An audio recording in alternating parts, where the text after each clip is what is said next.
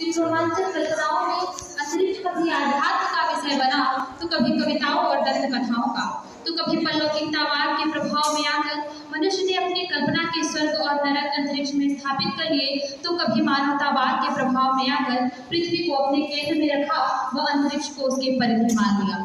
धीरे धीरे जब सभ्यता और समझ विकसित हुई, तब प्रारंभ हुआ विज्ञान के माध्यम से अंतरिक्ष को समझने का प्रयास। इसके लिए कई प्रेक्षण यंत्र बनाए गए, जिनमें दूरबीनें प्रमुख थी।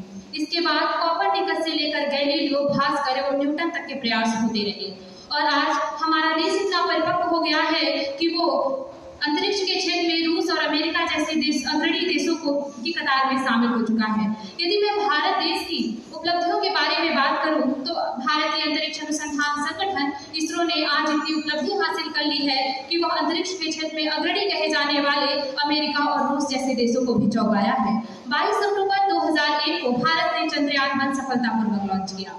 यदि हम अपनी दूरबीन को उठाकर इतिहास की पगडंडी पर दृष्टिपात करते हैं, तो हम यह पाते हैं कि आजादी के पश्चात भारत की कुछ स्थिति यूं हो चुकी थी कि भारत इतना आगे कभी न बढ़ सकता।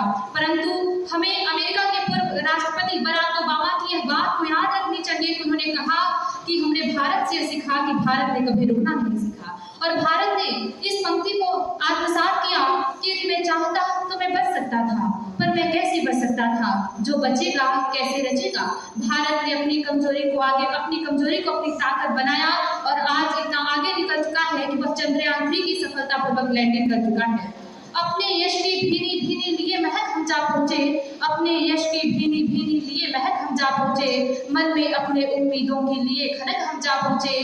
कल दुनिया की नजरों में जो रेंग रहे थे धरती पर, नन्हे मुन्ने ख्वाब हमारे चांद तलक अब जा पहुंचे, नन्हे मुन्ने ख्वाब हमारे चांद तलक अब जा पहुंचे। धन्यवाद।